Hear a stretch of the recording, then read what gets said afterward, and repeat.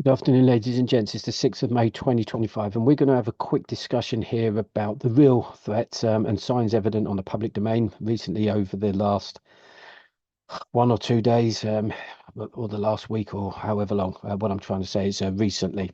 Guys, I want to apologize firstly because of the way these videos are presented. Throwing up some slides and images is okay, on the right videos. But let's be honest, it can be as boring as fuck and enough to send people asleep. However, what I won't be doing, and that is presenting these videos like most of the other channels out there, as in, having me on the screen yapping on and flicking through pages of whatever. I will be presenting news articles because I want to provide you with meaningful news feeds that support the sessions. But you won't be seeing my ugly mug on any screen in any anytime soon, shall we say? When I say I'm a prepper and not a YouTuber, that's exactly what I mean. If I can help just one of you with some advice and support and information, then I've done my job. I'm going to be, I will be going through some articles just as, just as some sort of visual content, shall we say. Um, I do believe that we're at war, and because of that reason, I have chosen to be the what they call, or what some call, the grey man, or the grey man prepper, meaning I would much rather try and conceal my preps because I know when the shit hits the fan, the human race go into survival mode. There are gonna be people out there that they'll get wind of you or I or somebody being a prepper. And if they have, I don't know, hungry children at home to feed, then all bets are off, whether you like it or not. It's called survival, regardless of you creating alliances with people in your area, neighborhoods, neighbors, work colleagues, mates, whoever it might be. And because of that, I'll never be 100%. What I mean by this, I'm not 100% happy doing these videos, but I would much rather, at the very least, try and help some of you out there. And quite frankly, the risk, it is a risk I'm happy to sort of take. Just quickly, as you can see, the Grain Man concept, popularized in the prepping or the prepper and survivalist communities. It refers to an individual who blends into their environment to avoid drawing attention, especially in potentially dangerous situations. It's not specifically a member of a group, but rather a philosophy or tactic adopted by individuals. While some groups may incorporate grey man principles in their training, the term itself is more commonly used to describe an individual's approach to preparedness and security. So that's kind of me. The only time I will be teaming up with anyone, and that's no disrespect to others, is if they're ex-forces or, damn good mates that I can trust. Trust being the ultimate word there. When a human goes into panic mode and they're forced into survival mode, I suppose not long afterwards, especially when they realise help isn't coming as quickly as they'd hoped, there are things that they will do that they themselves probably wouldn't believe. However, I'm not for 1 minute, guys, sort of suggesting that you should go it alone, forming no alliances and being the grey man. I'm just saying that's what I'm doing because it better suits me, my family, and our preps. Personally, it makes me feel a little bit safer. Remember, guys, we live here in the UK and don't have the privilege of arming ourselves with handguns and assault rifles. If we could, then I'd be at the front of the queue without a doubt. And then, don't mind sharing my full-blown preps on video sessions like this because if you're coming anywhere near my home on the hunt, I'm simply blowing somebody's face off. It's as simple as that. As soon as they're entering the property. But we don't have that privilege. I don't mean the privilege of blowing people's faces off. What I mean is having, being able to bear arms, for sort of security and protection. Anyway, I'm drifting off a little bit. Let's move on quickly. Right. I've been saying for the last couple of years, and certainly since I kicked this channel off last year or a few months back, this is only my view, guys, we are at war with Russia. As I've been telling everyone that the UK are starting to turn that drip feeding tap to the masses of the UK population, as well as the Europeans as well. And now telling you that this exact problem. I've been telling people, do not think for 1 minute that just because the war in Ukraine is 1,300 miles away, that's 1,300 miles away from us here in the UK. And because, the UK is a silly little island, that we are immune to attacks. I've also been telling people, and guys, this is on, most of my videos, because if I didn't believe any of it, then I wouldn't be, there'd be no point in me even providing this content. Um, but I've been telling sort of everyone that, and this is not coming from me. This is coming from facts, and sort of news articles and whatever publications that are out there providing this news. That Putin has not stopped threatening European countries with possible attacks. And nuclear attacks are on the table, with the UK and France at the very top of Putin's list, or his hit list, or you can call it whatever you like. I'm going to call it a hit list. Now, I was in front of the TV this morning. We had Good Morning Britain come up, and this is what came up on the screen. I don't know if you can see that, guys. Let me just zoom into that if I can. So this is what came up on the bottom of the screen there. War in Ukraine. UK preparing for direct Russian attack. Like I say, I was sat there this morning in the lounge, and when this came up, and it's not just this. I'm also seeing other news feeds or news sort of outlets now, and this is with this bit of information. They're dripping the same information onto the public domain, sort of yesterday, today. So here we have it. What I'm trying to say is that the governments are drip feeding the masses to prevent them from going into panic mode and going off and going on some kind of mad one. But they're telling you, you've got mainstream news telling you, I'm reading this today that the UK are preparing a blueprint for direct attacks from Russia as a defense, as our or the UK defense fears these attacks from Russia.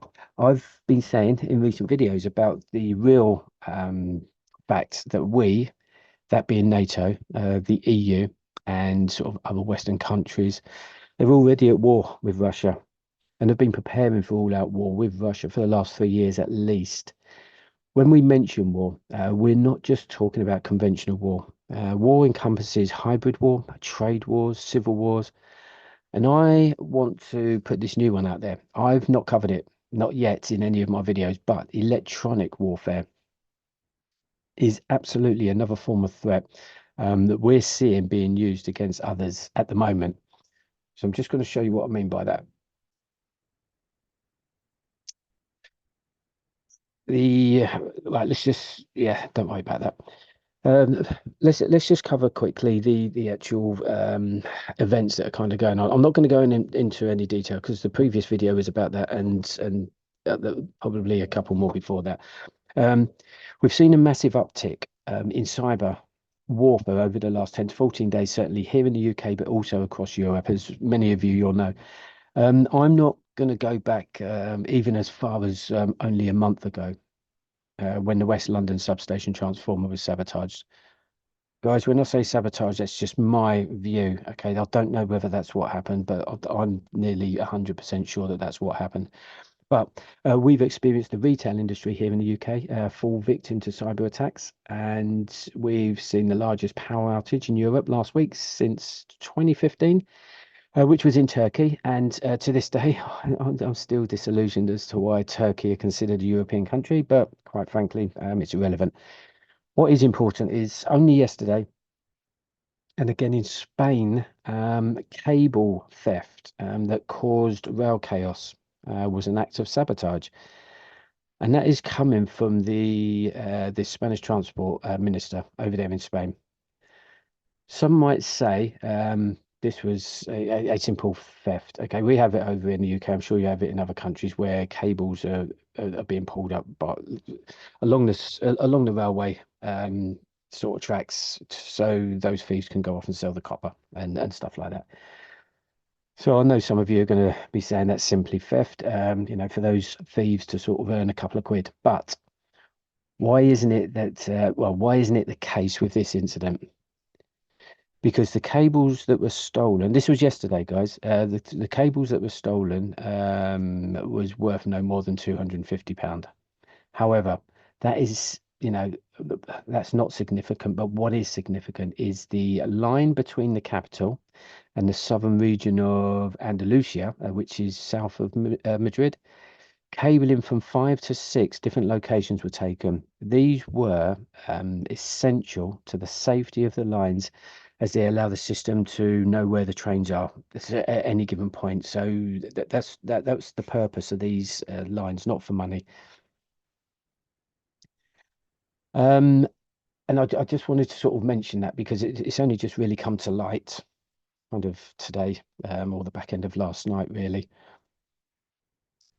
They've they go on to say that if those safety cables are taken, then the line is blind. They added that they're optimal if you want to put the whole line out of service. So these cables for monitoring and letting anybody in the control center know where these trains are at a given point. The Spanish transport minister goes on to say, let me just bring it up. Actually, I think you should have it here. You can see. Sorry about the fashion stuff. Yeah, the transport minister, he goes on to say, we have suffered an act of serious sabotage on a high-speed line between Madrid and Seville, as this is a low-value theft. He goes on to say, whoever did it knew what they were doing because there were no cameras. So where they done it, they knew that there were no cameras there, and the financial gain is absolutely negligent or neglig negligible compared with the enormous damage caused. Okay, what I'm trying to say, guys, that's another sabotage. 24 hours ago. Okay, so someone somewhere. So when we look at the Spanish outage, the power outage that is, and people are like, just brushing it under the carpet. I think people have already forgotten about it. This shit is happening every day. Okay, it's causing absolutely chaos and mayhem. It's certainly if you're down there, in the queue there or in these queues and waiting for trains and stuff like that. Anyway, that's all I'm trying to say, guys. Just trying to justify my, I suppose, my view on all of this. Anyway, guys, I just wanted to highlight some of these incidents that may be sort of going under the radar for some of you, because unless you're looking for this, you're not going to see it on mainstream. For the best part. But for you guys in the UK, you definitely need to be at the very least taking note of the government, turning that drip feeding tap up, which they're clearly doing. They turned it up quite a bit when I sort of saw that on the screen this morning on the TV. This is what this is what we're going to start waking up to in the near future, I think. If any of you aren't aware or familiar with the types of threats, that's us in the UK, and it's not just the UK. It's just our focus on the UK, obviously, because that's where I am. Um, but I've covered a couple of videos, two previous videos, just telling you what you're up against or what we're up against from the Russians. One of them's called, hang on, let me just bring this up quickly. One of them is called, it's not on there. That's okay. I'll just leave that there for a minute. One of them's called UK Threats and Targets. There's another one called Submarines, a direct threat. And the third one is UK Targets Nuke Map. Take a look at them, and you should get a better understanding of kind of what we're talking about here. When going back on those videos, I identified, I think it was around about 40 counter force and counter value targets here in the UK, meaning military establishments, and also some of those sort of commercial buildings and those commercial potential targets, should we say? When I say commercial, that's a counter value target. It could be a data center, it could be an oil refinery, it could be anyway. It's non-military, is what I'm saying. But what I did miss on that list of counter value targets are locations of critical infrastructure. Again, for me, obviously, it's a tier one. A counter value target is non-military. You know, but th those critical infrastructure targets could be something like a nuclear or a non-nuclear power station. And I haven't included that on the list. I have said on the video that the list I've sort of published is by no means the final list. And I also suggest to you guys on those videos, without a doubt, that you'll probably think of other potential targets depending on whereabouts in the country you live. Okay. Just going to put that to one side for a minute. I wanted to just add something to the last videos I've done, the Franco-Spain power outage, because this is really off the back of that. This is the purpose of this video, where we discussed the power outage last week across parts of Europe.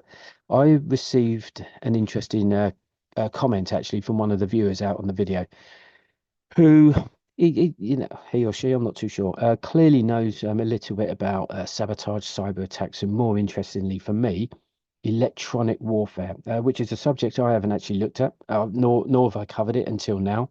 And I kind of just want to cover this because it kind of further strengthens my philosophy that we're being attacked, and as opposed to any of these other reasons that people are coming up with. I have to sort of keep going back to the incidents we're seeing and reading about now on mainstream, as all of these, in my view, are acts of war, and everyone still seems to be sleepwalking through life. But that's up to you can only do so much sort of convincing, and that's it. I'm going to try and not sort of go into this subject in too much detail because I just wanted to sort of point out another threat I've previously overlooked. Um, it's because it hasn't really been mentioned up until now in the comments. You can find this comment actually on the last video, but I'm just going to read out what it says. Actually, let me just see if I can bring that up. Right, it was a video 72 hours after the Spanish power outage. And the comment in question is this one here. I'm not going to read the whole thing, but I was quite interested in what this person was saying here. Um, where are we? So even overall timing instabilities, the rotating inertia of the fossil fuel turbine used to generate the three-phase was itself a timing signal, could lead to cascading failures. The greater instability of the overall system, when they're talking about the system, and talking about the electricity grid here, not even related to matching electricity grid generation power to demand load, just requires some external influences not modeled by the system integration engineers. They then go on to say cybersecurity of the control systems is, of course, important, as the greater the instability of the overall system just requires less hacking to knock over the electricity grid supply system. In this case, it could even be that the GPS timing signals for the renewable DC to AC generators were affected by ECM jamming or spoofing from space-based emitters using AESA directed beam. Anyway, don't worry about that. I'm not going to concentrate on that last bit. I'm not reaching out to sort of devices connected to satellites in low orbit around the Earth causing this. But what I am interested in is this next part. Um, when I first read this, I wasn't fully understanding it because, of course, it's not my area of expertise for me. But I'm going to mention it here to you because I think it's important. Is GPS jamming? But let's just have a look here. The question is: GPS jamming electromagnetic warfare? Yes, GPS jamming is a form of electronic warfare. Electronic warfare encompasses various techniques used to manipulate the electronic spectrum and disrupt an adversary operations. Okay, that's all I'm going to say about that one. Russia, since the new war in the Ukraine, they've been attacking critical infrastructure across Ukraine for the last 3 years now, obviously including the electricity grid.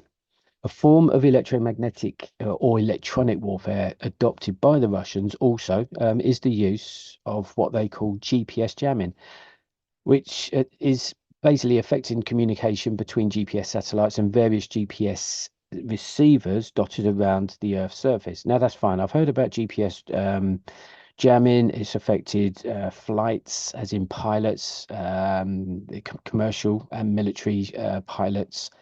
Obviously, because they rely on GPS to get from A to B. And if they're flying over Europe or parts of Ukraine or in and around, the Baltics or wherever it is, some of them have experienced GPS jamming. That's it. But I want to focus more on the power stations, and not the power stations, substations, and all of those components that I've spoke about. So electricity grids rely heavily on GPS technology. Transmission line fault detection equipment, determining the location of a line fault. You got synchro phasers or phaser measurement units, which pretty much measure the electricity parameters of an electrical grid with respect to universal time. Substation control and resynchronization. These are hardware devices. Um, Let me see if I've got a picture of these, I think somewhere. Bang, let's have that there. Right, these devices are components that are attached to various parts of a substation or the electrical or the national grid. Now, these devices that you see on the screen all rely on GPS. Okay, so let's just that's that bit out of the way. I was going to read through that list. I'm not going to read through it. You can see what they are. Substation control, resynchronization. We've got a proactive relays. We've got frequency measurement devices, internet-based market transactions. We've got disturbance monitoring event recorders. So obviously monitoring for any kind of disturbances on the grid, and then bulk metering. Right, I'm not going to go into those guys because one, it's probably boring to most of you. But what I'm trying to say is in these substations, now I'm going back to the Spanish interconnect substation, any substation, let's just use any substation.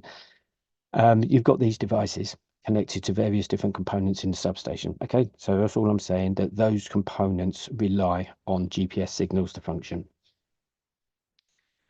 Now, let's just get rid of that.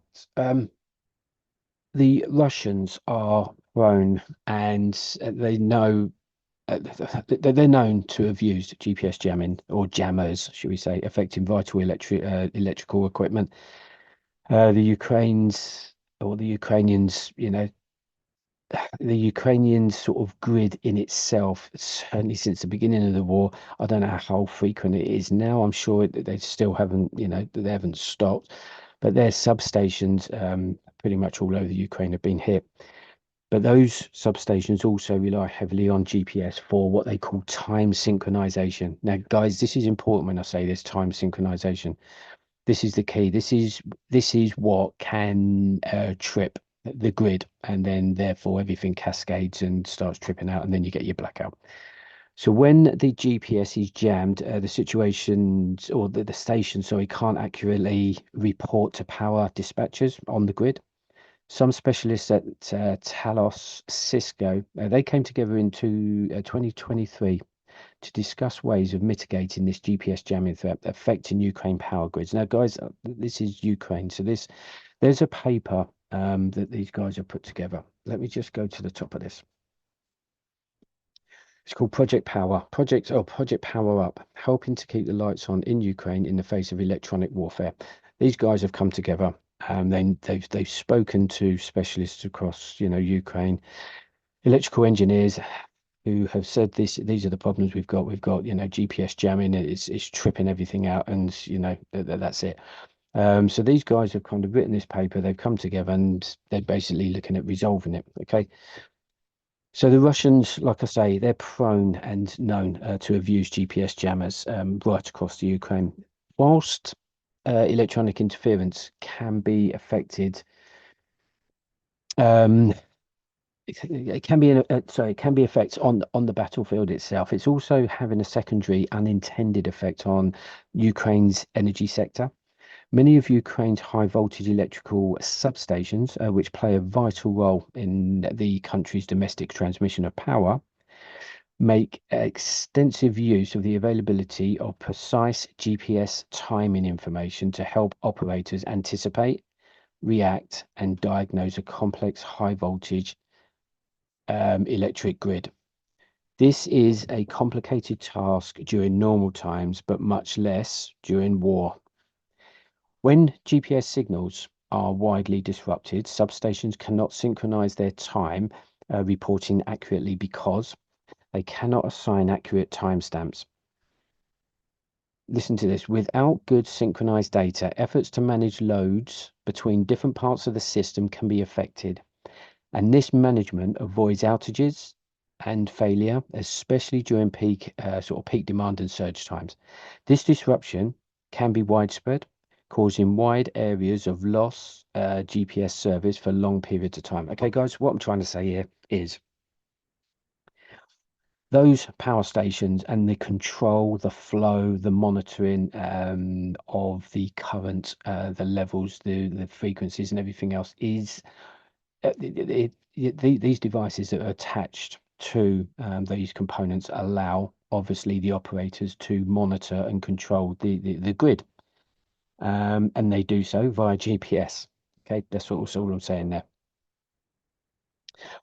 These GPS time signals are crucial for making a key piece of power equipment called a phaser measurement unit, PMU, which runs effectively. PMUs actually are used in power systems around the world to sort of augment operators' visibility. That's what I was saying, kind of visibility into what is happening throughout the vast power grids network, whether it's in a country or an area, whatever it is. The PMU measures a quantity called a phasor. That's PHASOR, which is the magnitude and phase angle of the voltage or the current at a specific location on the power line. Okay, I'm going to skip some of this because it is probably, people are probably not too interested in it. But what I'm trying to, this is going to be boring for some of you, but what I'm trying to do and justify is that this shit is happening, and I'm just trying to let you know kind of how they're doing it. There's no point in us kind of just walking through life with these blinkers on and just being told that this is happening, that's happening, and just walking off and going, yeah, okay, yeah, maybe it is, maybe it's not. If that's the attitude, then that's fine. That's it. I don't need to talk to those people about this subject. But when these GPS clocks are unavailable and the corresponding time signal has an error, that error can cause false calculations of sort of phase angle and misalignment of the grid conditions relative to other PMUs. So without the ability to analyze the precise timing of an electrical anomaly, and as it sort of propagates through the grid operators have difficulty diagnosing the exact issue that requires correction. So they're flying blind, basically. Um, if the GPS timer is down, grid operators will have increased difficulty balancing power during the adverse events that occur during wartime. I'm not going to sort of go into it any more detail. Okay, guys, I just kind of want to explain. This is new to me. This electronic warfare. I'm aware of the GPS jamming only because I've heard and seen it, being used, and people that use flight radar or flight radar 24, whatever it is, they've spoke about it on there. I didn't really understand what it was. I jumped onto YouTube, and then there are videos there of pilots actually flying commercial planes. They're videoing their control panels, and then you can see the GPS jamming, cutting all their GPS equipment out. They film it, they show you, and that's that. So I know that that's there, but I didn't realize that. Firstly, I didn't realize that substations had all of these hardware components attached to other parts of the grid and communicating over GPS. I just wasn't aware of that. Now I am. It just opens more doors, really. When I say more doors, they're attack vectors, really. There's a lot that it's quite a fragile it's quite fragile and open. Um, what should we say? Utility, the electricity grid. Right. Let's just have a look at that Spanish grid. Now, I was reading over the weekend, just coming out of Spain. Spanish grid operators say that the Spanish. Let me just throw this up. We're just finishing now, but I want you to, I want to cover this because this is kind of, yeah, I'm hoping it fits into what I've just said. Spanish grid operators say that the Spanish power outage was not a cyber attack. They categorically sort of came out of that, I think, within 24 hours. And but they have also said that it won't happen again. It won't happen again. Right, so where does it say that? Does it say it on here? Yeah, it won't happen again. Spain's grid operator says in Iberian blackout aftermath. So, not only have they said it won't happen again, but they've promised that it won't happen again. They seem very certain, actually, that for some reason, and I wouldn't even want to be the president of Spain's national electricity grid. Um, Certainly, if it does happen or when it happens again, but to promise, to say that it won't happen again is one thing. There's a level of certainty there when certainly when you make that public. But to promise as well is kind of, I don't know. I mean, I don't know if that's careless or what. So let's just say that they're correct in what they're saying. That this wasn't a cyber attack. Um, that doesn't rule out, however, electronic warfare attack, which nobody is talking about other than me on this video. Um, as the two forms of attack are, they're very different. Let's get it right, and let's say it was via GPS jamming. Then what could make that president so confident that this is never going to happen again? I'm just really, I was sort of taken back by the comment, really. He said the outage is black. Yeah, I can't remember whether it says. Oh yeah, there you go. Monday was not a company error and promised it wouldn't happen again. So out of most of it, so Monday on Monday was not a company error. Okay, so it wasn't a company error and promised it won't happen again. Well, if it wasn't a company error, then what are you promising it's not going to happen again? Anyway, don't worry. That's what I'm saying about mainstream. You got to be, what you have to do is kind of pick up and listen to this stuff and kind of just pick out the bits that are meaningful. That's all I'm saying. So let's just, I'm going to go back to this quickly. We're just finishing off, guys. I just want to go back to this, and then I just want to go down to. So as a result of this, this GPS jamming and changing the fluctuating frequencies on grids can cause these transformers to overheat, similar to what you saw in West London or Heathrow, whatever you want to call it. Um, but anyway, let's just go down to this piece here. Right, when we read this paper, or when I've read this paper, I'll leave the link in the comments actually, so you can kind of have a look at this, and it will give you a really good understanding of what we're talking about here. Probably it will be a lot better explained than I've kind of given it across to you. But we can see that the whole purpose of this paper is to resolve Ukraine's national grid attacks via GPS sort of jamming techniques. These guys have developed a piece of hardware that stops that GPS jamming from even being sort of successful on the grid. In case you guys aren't familiar, Cisco are a kind of global multinational digital sort of communications technology company. They sell networking hardware, software, and also telecommunications equipment. And long story short, they have developed a piece of hardware and an Ethernet network switch. I'm not going to go into what one of those is. You'll see them dotted about places. Your network cables get plugged into a port and it allows you. You'll see them if you work in a corporate office. You're plugging in a laptop or your PC on the desk is plugged into, a port on the wall, and then that inevitably ends up on going into a switch in a cabinet or on the wall somewhere. That's that. The two core issues this hardware now addresses for Ukraine, okay, is to ensure interoperability between the industrial switch and the PMUs that we spoke about just now. And second, an industrial Ethernet switch needed to provide the necessary holdover during GPS outages for the PMUs to continue working. Holdover is the time period to keep the clocks in sync until timing signals can be restored. So if the GPS jamming comes in and knocks out the GPS time sync, this new piece of hardware allows that timing, that time. That when I say time, right? Listen, guys, what I'm on about is your computer, right? Your phones do it, your laptops, your PCs. Every time you turn them on, the time on the clock in the bottom right hand corner, if it's a laptop, PC, Windows, even whatever, or on your phone, it's all the same. The time's never incorrect. That's the time synchronization on a global scale.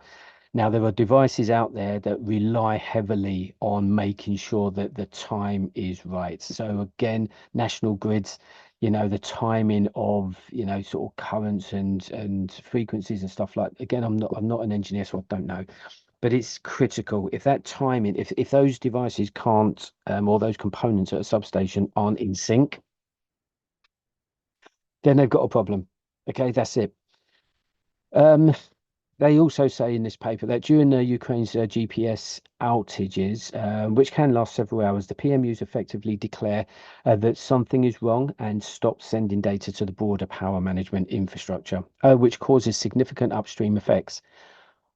Our first goal, or their first goal, as in these engineers on this paper, was to find a way to keep the PMU transmitting data by modifying the metadata that the industrial Ethernet switch sends to the PMUs, and then the PMU will continue operating and sending data without, without the signal interruption. Next, I'm done now. I'm finished. I know plenty of you will be pleased to know, but we're pretty much done. Um, I'm going to come off of that. Let's get rid of that. Um, right, maybe the Spanish grid president. Right, basically, the reason why I brought this up is when I was listening to, right, when I just read that piece about the Spanish grid president or the transport minister of Spain, or for that company, whoever it was, it doesn't matter. Whoever it was, they've come out and they put their head on a chopping block and off they go. That's up to them. But maybe actually that they were hit by an electronic warfare GPS jamming scenario. And with this new device that's available, the GPS time synchronization redundant switches, if that's what you want to call it, he's probably, he might be advised or been advised that, that you need to install these redundant switches or these synchronization switches across the entire Spanish grid. I know I would be. That's exactly what I'd be doing if I was hit, or if I was responsible for that service and it was hit by GPS jamming, and this was a device, a hardware device that helps resolve that and stop that from happening. Yes, bring them in and get them installed. That's going to be me. Yep, 100%. However, off the back of that, would I then be making promises to the public that this is never going to happen again? I don't think so. Anyway, guys, that's it. I'm going to stop there because this can be a boring subject. Certainly, if you know nothing about it, I'm just trying to make you aware that it's another possibility, should we say? That's all I wanted to sort of get across to you today. Oh, another thing, I have to apologise for this also. Telling you guys to get yourselves military fit and infantry aware. I'm I'm giving you, I'm giving you this advice, and I haven't been doing it myself recently. So the basic, what I'm trying to say is I just want to apologize because at the end of my videos I say, get yourselves military fit and infantry aware. Just go and get yourself sorted out and make sure you as a person can function during an SHTF situation. But I haven't been, my fitness is lacked, so it's just to say, apologies for that. But I'm back out there this week, getting my fat ass out there and getting myself sort of sorted out. But guys, you know, that's all I wanted to sort of say. Hopefully it's been useful.